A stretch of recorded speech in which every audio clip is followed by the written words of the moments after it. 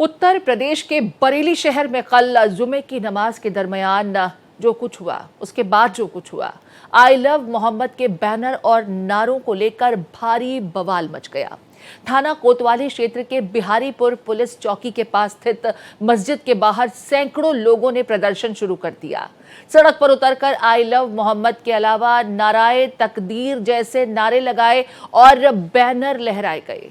भीड़ का दबाव इतना बढ़ गया कि पुलिस को लाठीचार्ज और आंसू गैस के गोले तक छोड़ने पड़े। कल हुए बवाल के बाद आज सुरक्षा के सख्त इंतजाम हैं। पुलिस चप्पे चप्पे पर पहरा दे रही है। तो देखिए, उत्तर प्रदेश के बरेली में कल जुमे की नमाज के बाद जो कुछ हुआ, हालात बेहद तनावपूर्ण हो गए, जिसके बाद प्रशासन ने बड़ी संख्या में पुलिस फोर्स की यहां तैनाती की है। जुमे की नमाज के बाद आई लव मोहम्मद और नाराए तकदीर जैसे नारे लगाने वाले लोगों ने जबरदस्त हुड़दंग काटा, बवाल काटा, पथराव तक हुआ। स्थिति को कंट्रोल में करने के लिए यहां पर बड़ी संख्या में पुलिस बल की डिप्लॉयमेंट की गई है। इतना ही नहीं, मुख्यमंत्री ने भी इस मुद्दे पर स्पष्टता के साथ कहा है कि दंगाइयों से सख्ती से पेश आएंगे। बरेली के डीएम अविनाश सिंह का इस बीच बड़ा बयान, जिन्होंने कहा माहौल खराब करने वालों पर कड़ी कार्रवाई होगी, किसी भी शरारती तत्व को छोड़ा नहीं जाएगा। पुलिसकर्मियों पर पत्थर और फायरिंग तक की गई। 10 पुलिसकर्मी पथराव और फायरिंग के चलते घायल हुए हैं। तो देखिए, डीएम का स्टेटमेंट भी आ चुका है। कल जो हालात बरेली में पैदा हुए, उसके बाद मौके पर स्थिति को संभालने के लिए बड़ी संख्या में फोर्स उतरी जरूर, लेकिन पथराव करने वालों ने पुलिस बल को भी नहीं छोड़ा। पुलिस बल पर पथराव किया गया, फायरिंग तक की गई, जिसमें 10 पुलिसकर्मी जख्मी हो गए। डीएम का ये स्टेटमेंट। साथ ही डीएम की तरफ से कहा गया कि किसी भी शरारती तत्व को छोड़ा नहीं जाएगा।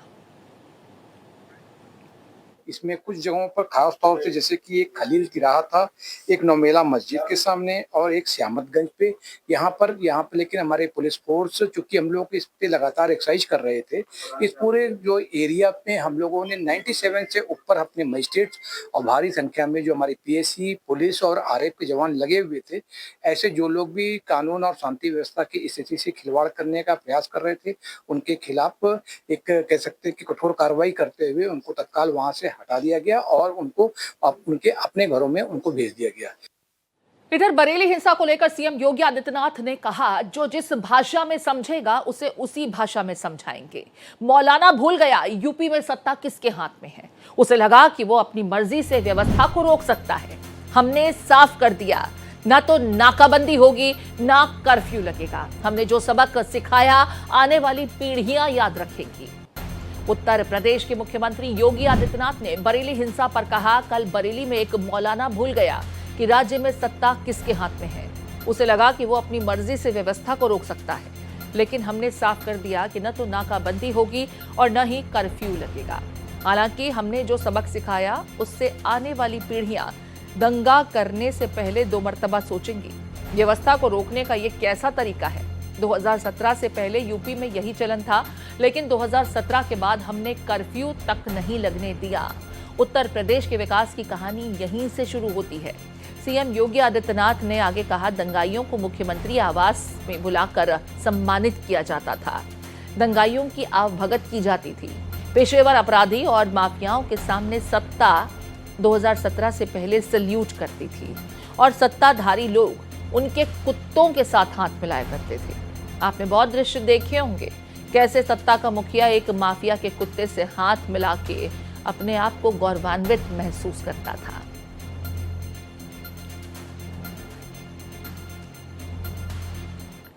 सीएम योगी ने बरेली के दंगाइयों को सख्त चेतावनी दी है। उन्होंने क्या कुछ कहा, चलिए आपको सुना देते हैं।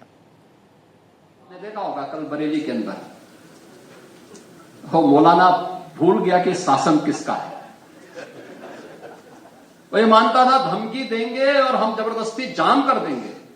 हमने कहा जाम नहीं होगा, कर्फ्यू भी नहीं लगेगा, लेकिन कर्फ्यू का सबक तुम्हें ऐसा सिखा देंगे कि तुम्हारी आने वाली पीढ़ी दंगा करना भूल जाएगी। क्या तरीका है ये? आप सिस्टम को ब्लॉक करना चाहते हैं। और यह प्रवृत्ति थी यूपी के अंदर, 17 के पहले यही होता था। और हम इसी बात को कह सकते हैं कि 17 के बाद हमने कर्फ्यू भी नहीं लगने दिया, लेकिन ऐसे बैरियर को चुन चुन करके वे जिस प्रकार की भाषा को समझते थे उस प्रकार की भाषा से उनको समझा करके उसको उसकी सजा दिलाने का काम भी किया है। उत्तर प्रदेश को बीमारू बना दिया था। परिणाम क्या था? दंगे होते थे, दंगाइयों को मुख्यमंत्री आवास में बुला के सम्मानित किया जाता था, दंगाइयों की आवभगत होती थी और पेशेवर अपराधी और माफियाओं के सामने सत्ता सैल्यूट करती थी और सत्ताधारी लोग उनके कुत्तों के साथ हाथ मिलाया करते थे। यानी एजुकेशन के एक नए हब के रूप में हेल्थ सेक्टर में 1 डिस्ट्रिक्ट 1 मेडिकल कॉलेज साकार हो पाएगा। हम मेडिकल कॉलेज बना रहे हैं, उन्होंने 1 डिस्ट्रिक्ट 1 माफिया दिया था, हमने 1 डिस्ट्रिक्ट 1 प्रोडक्ट दिया है। 1 डिस्ट्रिक्ट 1 मेडिकल कॉलेज भी हमारी सरकार ने दिया है। तो उत्तर प्रदेश के बरेली में बवाल के बाद अब सरकार का एक्शन देखने को मिल रहा है। उपद्रव पत्थरबाजी के आरोप में 8 लोग गिरफ्तार किए गए हैं। आपको बता दें, कल के पथराव और उपद्रव में ये सभी शामिल थे। सभी का मेडिकल कराया जा रहा है और जेल भेजा जा रहा है। तो देखिए, वो चेहरे चिन्हित किए गए, 8 लोगों की गिरफ्तारी हुई है। ये लोग पत्थरबाजी में, उपद्रव में शामिल थे। 8 लोगों की अब तक गिरफ्तारी हुई है और आला अधिकारियों का कहना है कि अन्य चेहरों की भी पहचान की जा रही है। किसी को छोड़ा नहीं जाएगा, किसी को बख्शा नहीं जाएगा, सख्त से सख्त कार्रवाई की जाएगी। और ऐसा नहीं है कि ये अचानक हुई घटना है, साजिश रची जा रही थी, तैयारी की जा रही थी। हिंसात्मक गतिविधियों को हवा देने वाले लोगों ने इंस्टिगेटिंग भाषण दिए, लोगों को जानबूझकर उकसाने का काम किया। 8 लोगों की अब तक गिरफ्तारी हो चुकी है। देखिए, इनका मेडिकल कराया जा रहा है।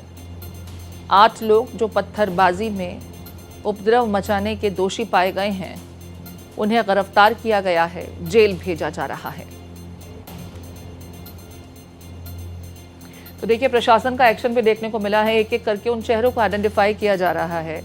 मौके पर लगे सीसीटीवी कैमरों की मदद से, जो वीडियोस रिकॉर्ड किए गए थे, उनकी मदद से इन लोगों को अब गिरफ्तार कर जेल भेजने की कवायद की जा रही है। गौरतलब है कि जुमे की नमाज के बाद बरेली में आई लव मोहम्मद, नाराए तकदीर जैसे नारों के बाद इन लोगों ने जिस तरीके से उपद्रव मचाया, हंगामा किया, पत्थरबाजी की, डीएम का तो यहां तक कहना है कि पुलिस बल पर फायरिंग भी की गई। 8 लोगों की अब तक गिरफ्तारी हुई है और आगे की कानूनी कार्रवाई जारी है।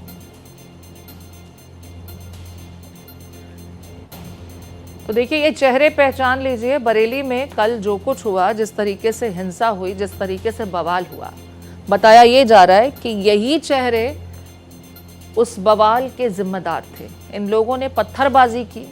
पुलिस बल मौके पर शांति व्यवस्था कायम करने के लिए पहुंची तो पुलिस बल पर भी पत्थरबाजी की गई, पुलिस पर फायरिंग भी की गई बकौल डीएम।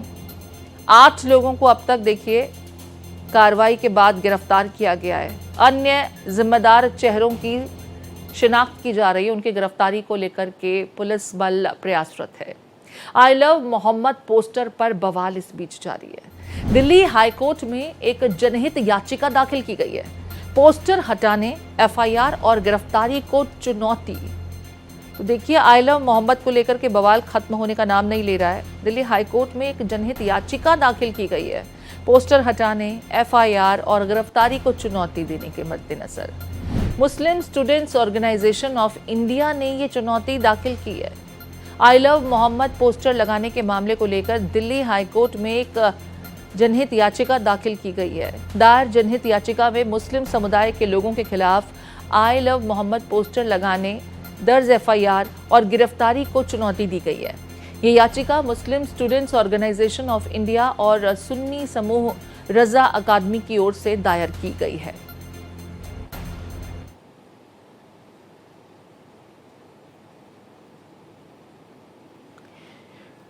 तो देखिए, आई लव मोहम्मद, ये जो बवाल है ये ख़त्म होने का नाम ही नहीं ले रहा और देश में कई हिस्सों में ये मुद्दा अब जोर पकड़ने लगा है। कई जगहों से इसी तरह की घटनाओं की खबरें मिल रही हैं कि I love Mohammed versus I love Mahadev, I love Mahakal, और मुद्दा गर्माता जा रहा है। आई लव मोहम्मद पोस्टर को लेकर के बवाल जारी है। इस बीच दिल्ली हाईकोर्ट में एक पीआईएल दाखिल की गई है, जनहित याचिका दाखिल की गई है। एफआईआर और गिरफ्तारी को चुनौती दी गई है। इस संदर्भ में जो एफआईआर की गई हैं, जो गिरफ्तारियां की गई हैं, जो भी एक्शन हो रहा है, उसे दिल्ली हाईकोर्ट में चुनौती दी गई है।